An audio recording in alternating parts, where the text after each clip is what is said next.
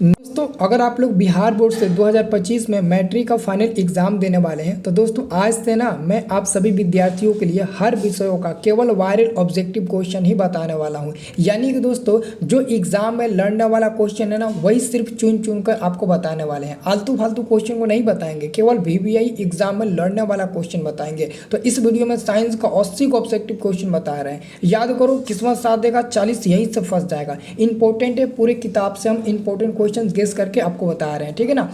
और हमारे वीडियो के डिस्क्रिप्शन में ना व्हाट्सअप ग्रुप का लिंक होगा, फ्री वाला, आप ज्वाइन कर लीजिएगा। एकदम बिल्कुल फ्री व्हाट्सअप ग्रुप है, ताकि आप लोगों को मैं ना ऐसा ऐसा वीडियो बना कर इंपॉर्टेंट ग्रुप में डाल दूंगा और आप लोग देख लीजिएगा, ठीक है ना, ताकि यूट्यूब पर कहीं सर्च करने की जरूरत ही ना पड़े। देखिए पहला नंबर दोस्तों क्वेश्चन है कि जस्ता का अयस्क है। दोस्तों जस्ता का अयस्क क्या होता है? तो पहला का आंसर हो जाएगा आपका ऑप्शन नंबर बी हो जाएगा, जिंक ब्लेंड हो जाएगा। इसे आप लोग अच्छे से याद कर लीजिए। और दूसरा नंबर क्वेश्चन है सिलिकॉन है एक। सिलिकॉन क्या होता है? दोस्तों सिलिकॉन एक अधातु होता है। इसका आंसर याद रखना, बहुत लोग उपधातु पर टिक लगा देते हैं। सिलिकॉन एक अधातु होता है। ऑप्शन नंबर आपका बी नंबर बिल्कुल सही जवाब हो जाएगा। अगला दोस्तों क्वेश्चन आपका है तीसरा नंबर कि आभूषण बनाने वाला सोना होता है। दोस्तों आभूषण बनाने वाला सोना जो होता है ना वो 22 कैरेट का होता है। कितने कैरेट का होता है? 22 कैरेट का होता है। यानी कि आपका आंसर हो जाएगा सी नंबर वाला बिल्कुल सही जवाब हो जाएगा। और शुद्ध सोना 24 कैरेट का होता है। शुद्ध सोना 24 कैरेट का होता है। आभूषण बनाने वाला सोना कितने कैरेट का होता है? तो आपका 22 कैरेट का होता है। इसे आप लोग अच्छे से याद कर लीजिएगा। अगला हमारा दोस्तों क्वेश्चन आता है 4 नंबर दोस्तों क्वेश्चन है निम्न में कौन सा उत्कृष्ट तत्व है? निम्न में कौन सा उत्कृष्ट तत्व है? तो आप लोग याद रखिएगा आर्गन दोस्तों उत्कृष्ट तत्व होता है। यानी कि सी नंबर वाला आपका बिल्कुल सही जवाब हो जाएगा। और आपका 5 नंबर क्वेश्चन है आर्गन यानी कि AR, ठीक है ना। और 5 नंबर क्वेश्चन है ताम्र एवं टीन के मिश्र धातु को कहते हैं। तो ताम्र एवं टीन के मिश्र धातु को दोस्तों कांसा कहा जाता है। यानी कि आपका 5 का ऑप्शन नंबर ए बिल्कुल सही जवाब हो जाएगा, ठीक है ना। अब दोस्तों अगला क्वेश्चन देखिए 6 नंबर हमारा क्वेश्चन आता है ना दोस्तों 6 नंबर कि सोना की परमाणु संख्या। दोस्तों सोना की परमाणु संख्या, सोना का संकेत होता है AU। सोना का संकेत होता है AU और इसका परमाणु संख्या होता है दोस्तों 79। यानी कि सी नंबर वाला बिल्कुल सही जवाब हो जाएगा। आप लोग इसे याद कर लीजिए। और आपका 7 नंबर क्वेश्चन है कमरे के ताप पर द्रव अवस्था में रहने वाली धातु। तो कमरे के ताप पर द्रव अवस्था में रहने वाली अगर धातु का नाम पूछेगा तो पारा बता देना। पारा को इंग्लिश में मरकरी बोलते हैं, Hg, इसका संकेत होता है Hg। लेकिन अगर धातु की जगह पर अधातु नाम देना तो Br यानी कि ब्रोमीन पर टिक लगाना, क्योंकि क्वेश्चन सेम रहता है, कभी अधातु देता है कभी अधातु देता है। और इस बार बोर्ड एग्जाम में ये पूछेगा जो बता रहे हैं वो। और अगला क्वेश्चन है कि उपराइन निम्नलिखित में किस धातु का अयस्क होता है? दोस्तों तो कॉपर धातु का होता है। यानी कि 8 का आंसर हो जाएगा आपका सी नंबर हो जाएगा। गंधक की परमाणु संख्या। दोस्तों गंधक सल्फर को बोला जाता है जिसकी परमाणु संख्या 16 होती है। तो ये क्वेश्चन तो एकदम पूछेगा। और 10 नंबर क्वेश्चन है अधातु के ऑक्साइड होते हैं। दोस्तों धातु के ऑक्साइड क्षारीय होते हैं और धातु के ऑक्साइड अम्लीय होते हैं। ये उल्टा होता है, धातु के ऑक्साइड क्षारीय होते हैं और धातु के ऑक्साइड अम्लीय होते हैं। इसको याद रखना, बी नंबर वाला बिल्कुल सही जवाब हो जाएगा। अगला दोस्तों क्वेश्चन आपका है कि नाइट्रोजन अणु में कितने सहसंयोजक बंधन होते हैं? तो 3 गो होता है। यानी कि N2 में N1 NN के बीच में ट्रिपल बॉन्ड बनता है, इसे याद रखना। और 12 नंबर क्वेश्चन है संगमरमर का रासायनिक सूत्र क्या है? दोस्तों संगमरमर का रासायनिक सूत्र होता है calcium carbonate. Option number A वाला बिल्कुल सही जवाब हो जाएगा। इसे याद कर लीजिए, CaCO3। एकदम सब याद कर लेना दोस्तों, बहुत मोस्ट इंपॉर्टेंट क्वेश्चन है। 13 नंबर क्वेश्चन है चीनी का रासायनिक सूत्र क्या है? दोस्तों चीनी का रासायनिक सूत्र होता है C12H22O11। सी नंबर वाला बिल्कुल एकदम सही जवाब हो जाएगा। 14 नंबर क्वेश्चन है सोडियम कार्बोनेट का अणु सूत्र। दोस्तों सोडियम कार्बोनेट का अणु सूत्र ए नंबर वाला हो जाएगा Na2CO3। तो ए नंबर वाला आपका 14 का बिल्कुल सही जवाब हो जाएगा। 15 नंबर क्वेश्चन है कार्बोनिल समूह को सूचित किया जाता है। दोस्तों कार्बोनिल समूह को सिंगल बॉन्ड CO के द्वारा सूचित किया जाता है। मतलब कि आपका 15 का सी नंबर वाला बिल्कुल एकदम सही जवाब हो जाएगा। और आपका अगला क्वेश्चन है 16 नंबर की इथाइल अल्कोहल का अणु सूत्र। दोस्तों इथाइल अल्कोहल का अणु सूत्र होता है C2H5OH होता है, जो कि ऑप्शन नंबर आपको बी नंबर में दिया गया है। और 100% आपका बी नंबर वाला बिल्कुल सही जवाब हो जाएगा। दोस्तों आप लोग चैनल को सब्सक्राइब ज़रूर कर लीजिएगा, क्योंकि दोस्तों मैं आपको ना ऐसे ही सारा विषय का वीडियो अब अपलोड करना शुरू कर दूँ। केवल VVI छांटा हुआ क्वेश्चन, जो आलतू फालतू क्वेश्चन मैं पहले ही उसको छांट दिया हूँ ताकि आप लोग ज़्यादा क्वेश्चन याद ना करो, ठीक है ना। जो इंपॉर्टेंट है उसी को याद करें। अगला क्वेश्चन है, कौन विद्युत का सर्वोत्तम सुचालक है। दोस्तों विद्युत का सर्वोत्तम सुचालक कौन सा होता है? चांदी होता है। चांदी का संकेत Ag होता है, तो ऑप्शन नंबर बी हो जाएगा, ठीक है ना। और चांदी दोस्तों हिंदी में ऐसे लिखा रहेगा, आप लोग ठीक लगा देना, चांदी। और अगला क्वेश्चन, निम्नलिखित में कौन उपधातु है? तो Sb उपधातु होता है, ऑप्शन नंबर बी हो जाएगा। और आपका 19 नंबर क्वेश्चन है, पीतल है। दोस्तों पीतल एक मिश्र धातु होता है, ऑप्शन नंबर आपका सी नंबर बिल्कुल सही जवाब हो जाएगा। पीतल एक मिश्र धातु होता है, उसे याद कर लीजिए। अगला क्वेश्चन है, सबसे अधिक तन्य तथा सबसे अधिक तन्य धातु कौन है? तो सबसे ज़्यादा तनने वाला धातु आपका क्या होता है? सोना होता है, मतलब कि सोना। ऑप्शन नंबर आपका डी नंबर हो जाएगा। 1 ग्राम सोना को 2 किलोमीटर दूरी तक आप उसको तन सकते हैं, उसको तान सकते हैं, इतना बड़ा तन्य होता है, मतलब कि डी नंबर वाला बिल्कुल सही जवाब हो जाएगा।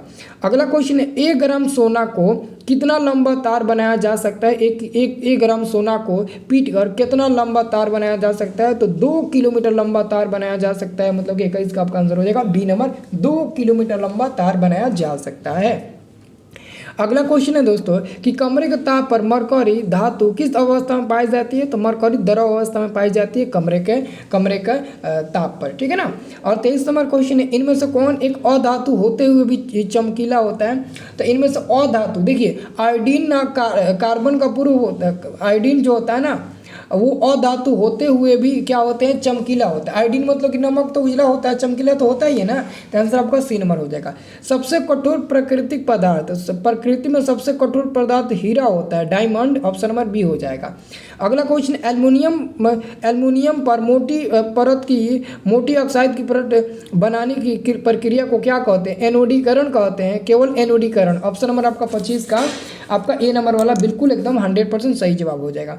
अगला आपका क्वेश्चन है 26 नंबर क्वेश्चन है, किलोवाट घंटा मात्रक है। किलोवाट घंटा किसका मात्रक है? दोस्तों विद्युत ऊर्जा का SI मात्रक किलोवाट होता है, ऑप्शन नंबर आपका बी नंबर बिल्कुल सही जवाब हो जाएगा। एक विद्युत यूनिट बराबर होता है तो 1 किलोवाट घंटा होता है, ऑप्शन नंबर इसका भी बी नंबर सही जवाब हो जाएगा। और आपका 28 नंबर दोस्तों क्वेश्चन है कि 1 किलोवाट बराबर होता है, तो 1 किलोवाट 3 × 10 के पावर 8 3.6 इंटू 10 के पावर 6 जूल के बराबर होता है। ए नंबर वाला बिल्कुल सही जवाब हो जाएगा। 3.6 इंटू 10 के पावर 6 जूल के बराबर होता है 1 किलोवाट बराबर, ठीक है ना। और 29 नंबर क्वेश्चन है, 1 जूल में कितनी कैलोरी होती है? तो 0.24 कैलोरी होती है। 1 जूल में 0.24 कैलोरी होती है। आप सभी क्वेश्चन को ना एकदम याद ही कर लीजिएगा दोस्तों, ठीक है ना। मैं आपको क्या बताऊं, आप इसको एकदम याद ही कर लेना। और आपका 30वां नंबर क्वेश्चन है कि विद्युत बल्ब में फिलामेंट बना होता है। विद्युत बल्ब में फिलामेंट, दोस्तों विद्युत बल्ब में फिलामेंट बना होता है टंगस्टन का, यानी कि डी नंबर वाला आपका बिल्कुल सही जवाब हो जाएगा। और अगला क्वेश्चन है, किलोवाट घंटा बराबर है। दोस्तों 1 किलोवाट घंटा 1 यूनिट का बराबर होता है, ऑप्शन नंबर आपका बी नंबर, ए नंबर बिल्कुल सही जवाब हो जाएगा। अगला क्वेश्चन है कि 1 HP, यानी कि HP का मतलब होता है अश्व शक्ति, इंग्लिश में हम लोग हर्स पावर कहते हैं। तो 1 HP बराबर 746 वाट होता है, बी नंबर वाला आपका बिल्कुल सही जवाब हो जाएगा। आप इस क्वेश्चन को एकदम याद ही कर लीजिए।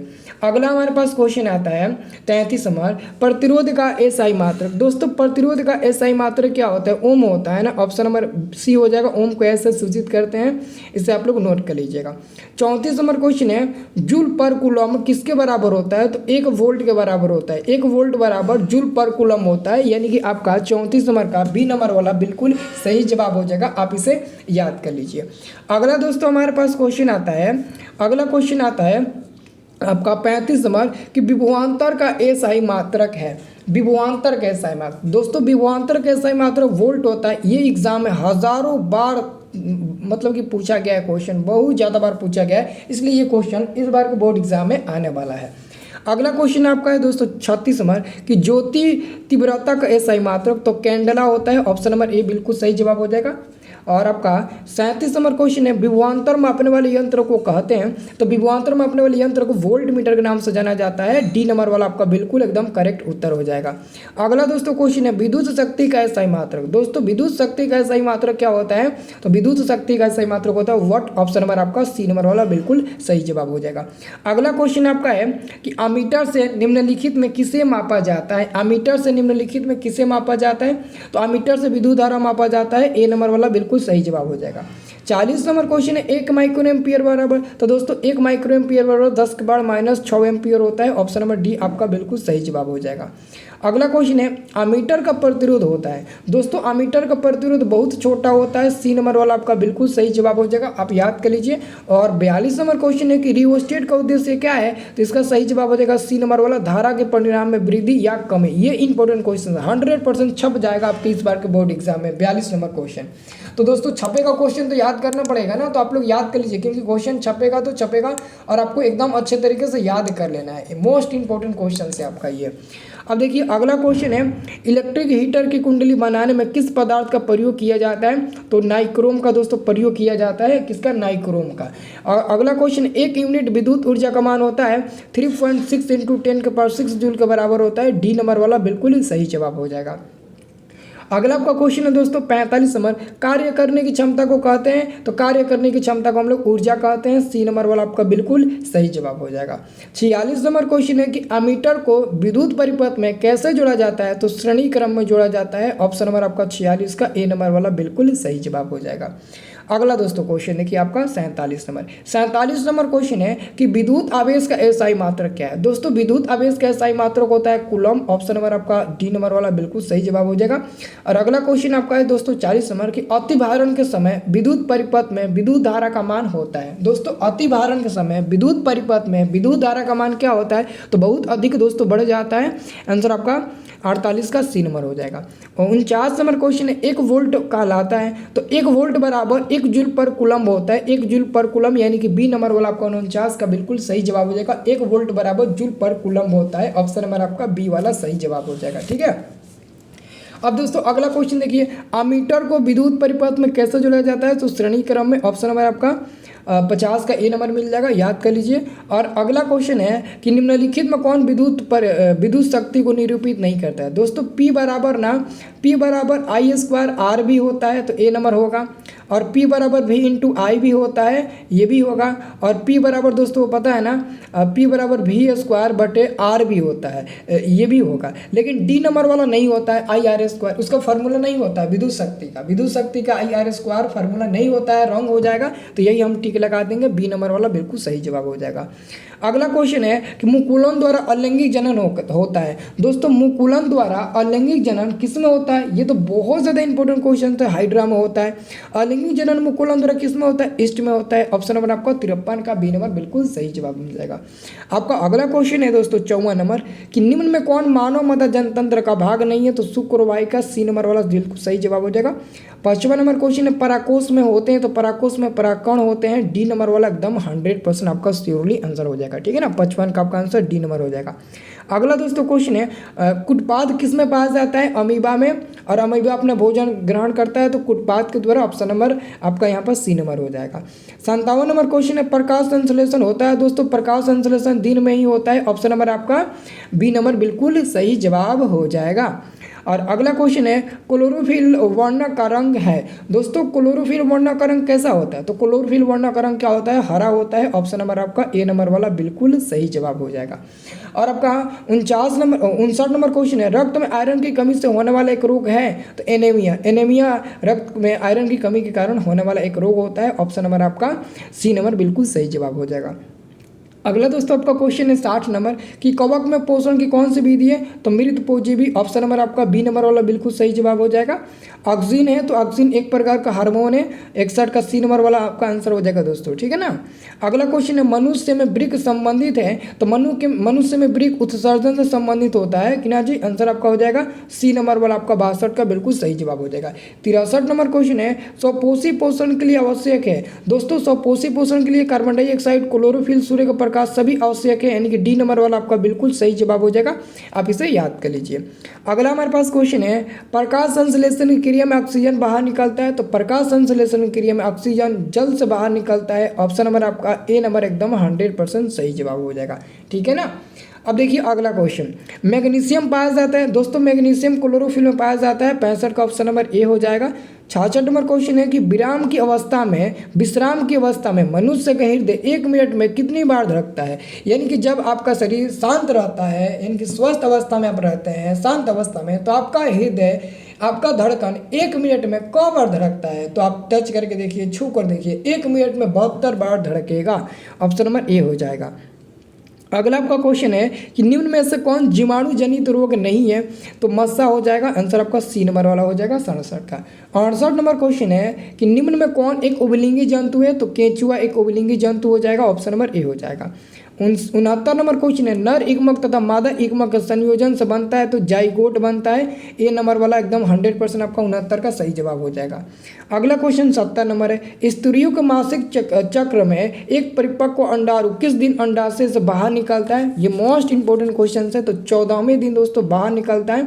आपका आंसर हो जाएगा बी नंबर। 70 का बी नंबर आपका बिल्कुल सही जवाब हो जाएगा। आप लोग इसे अच्छे से नोट कर लीजिए। अगला हमारा क्वेश्चन है दोस्तों 71 नंबर। ये क्वेश्चन है, मानव मादा का जनतंत्र का भाग नहीं है। मानव मादा का जनतंत्र का भाग नहीं है, तो इसका सही जवाब आप क्या टिक लगाइएगा। मानव मादा का जनतंत्र का भाग नहीं है, शकरवाहिका, जिसको हम लोग शुक्रवाहिका भी बोलते हैं। ऑप्शन नंबर आपका सी नंबर हो जाएगा। अगला क्वेश्चन है, नर इक्मक एवं मादा इक्मक संलग्न को कहते हैं। तो दोस्तों निषेचन कहते हैं, लेकिन निषेचन का नाम ऑप्शन में नहीं दिया है। मतलब कि आपका निषेचन जो है ना, जो कि ऑप्शन में नहीं दिया है, मतलब कि डी नंबर हो जाएगा। इनमें से कोई नहीं, ऑप्शन ही नहीं दिया है, लेकिन इसका आंसर होता है निषेचन। इसे आप लोग नोट कर लीजिएगा। अगला क्वेश्चन है 73 नंबर कि निम्नलिखित में से कौन एक उभयलिंगी पादप का उदाहरण हो जाएगा। तो पपीता उभयलिंगी पादप का उदाहरण हो जाएगा। सॉरी, एकलिंगी पादप का उदाहरण। तो एकलिंगी पादप का उदाहरण आपका पपीता हो जाएगा। Option number C. मुकुलन द्वारा प्रजनन किस में होता है। ईस्ट में होता है ना। किस में होता है, ईस्ट में होता है। बी नंबर सही जवाब हो जाएगा। फूलों यानी कि पुष्प में नर प्रजनन अंग होता है। तो पुंकेसर आपका ए नंबर बिल्कुल सही जवाब हो जाएगा। अगला क्वेश्चन है, ओम के नियम से निहित है। तो ओम का नियम बराबर क्या होता है, वी बराबर आई इंटू आर होता है ना। ऑप्शन नंबर आपका बी नंबर वाला बिल्कुल सही जवाब हो जाएगा। यही ना होता है जी, आई वी सेवन, हाँ, वी बराबर आई इंटू आर। ऑप्शन नंबर आपका बी नंबर वाला बिल्कुल सही जवाब हो जाएगा। ओके। अगला क्वेश्चन आपका है दोस्तों, प्रतिरोध की प्रबलता का एसआई मात्रक तो होता है एम्पियर। ऑप्शन नंबर ए सही जवाब हो जाएगा। अगला क्वेश्चन है, धारा मापने वाले यंत्र को कहते हैं या फिर विद्युत परिपथ में विद्युत धारा को मापने के लिए क्या उपयोग होता है। तो अमीटर का दोस्तों उपयोग किया जाता है। ऑप्शन नंबर आपका ए नंबर बिल्कुल सही जवाब हो जाएगा। अगला आपका दोस्तों क्वेश्चन आता है 79 नंबर कि जीवों की उत्पत्ति के पहले पृथ्वी पर निम्नलिखित में क्या नहीं था। तो ऑक्सीजन नहीं था। सी नंबर वाला आंसर हो जाएगा। मनुष्य में कितने गुणसूत्र पाए जाते हैं, या मनुष्य के शरीर में किसी कोशिका में गुणसूत्र के कितने युग्म होते हैं। जोड़ा युग्म सेम होता है। तो जोड़ा युग्म पूछेगा आप लोग बताना 23, और संख्या पूछेगा तो 46 बता देना, इसका डबल। ठीक है ना। तो यही वो 80 ऑब्जेक्टिव क्वेश्चन है जो कि most important viral objective question है। तो हमें लगता है कि 50 से ज़्यादा ही प्रश्न आपको याद होगा। तो कितना याद था प्रश्न एक बार कमेंट करके बता दीजिए। तो मेरे शेरनियों एक बार ज़रूर बता दीजिएगा आप लोग। ओके।